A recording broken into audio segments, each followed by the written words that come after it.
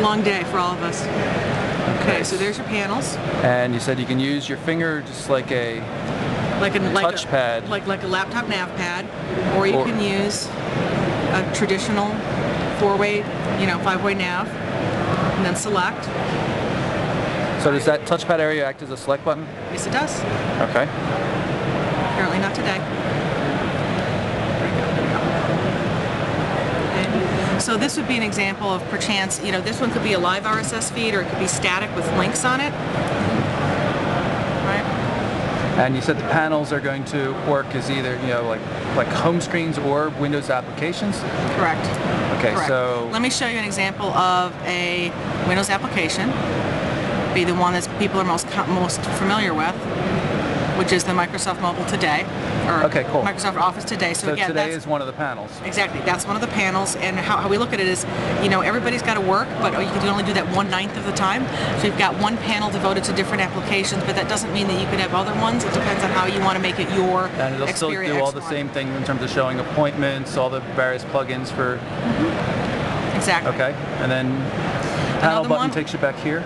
The panel button takes you back. One thing I would want to highlight is, again, it's also about content. In this case, this is running a static demo. This isn't actually how it would really work. Sure. But for example, you would start to see slideshow of some of the images you may have in your photo album, or that you would have videos running, etc. The Xperia would manage that for you. Again, another quick click.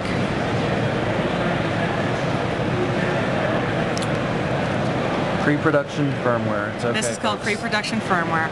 Allow me to fix my pre-production firmware. Hold on. RSS feeds. An example of the financialtimes.com page. All right.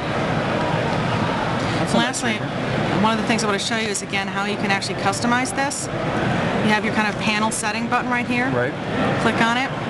This opens like a toolbox, and let's say, okay, and again, I don't have that many panels built in here to show you, but let's say I want to change this panel.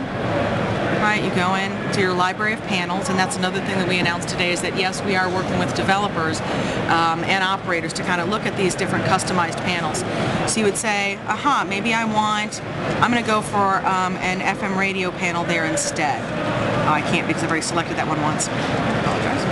I'll take another clock. So I select that. It says, okay, yes, I want to select that. It'll return to panels. Close it out, and you'll see that that panel has now been replaced. So again, we make it very, very easy for you to navigate through. Hit the back button, and this is the part that also isn't working real well for me today, but this is the part where you can scroll through. Okay. See, and again, and then you would select the one you want. The scrolling function is going to be like the album flip on an iPhone kind of thing. Exactly. This is going to become more important as you have more than just 9 panels on there. Let's say you have a bunch of panels and you want to quickly navigate to the ones that you want to get to. Right. Okay. It also does have a stylus. So again, you've got multiple ways to actually input text in the device. You can go back to panels here. Actually, I'm going to go to the Google page again. You'll see that yes, it does. If people want to, I don't know why they would. Virtual keypad. A virtual keypad. Okay, so if everybody wants that, that's fine. But the whole purpose of the X1 and the reason why it makes it so easy to use is the QWERTY. Right. So as you can see, what you could do potentially in web mode, it's got an 800 pixel wide screen, so it's almost laptop width. So think about how much information you can actually manage very, very quickly and very easily.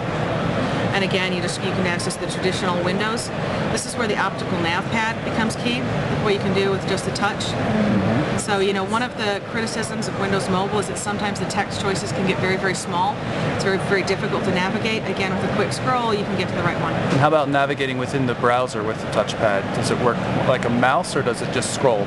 It just scrolls, I believe. Okay. I don't believe that it will actually operate as a mouse, but again, I could be wrong on that one. Don't quote me. And this is with the older version of the IE browser, or? Correct. This is with the older version of the browser.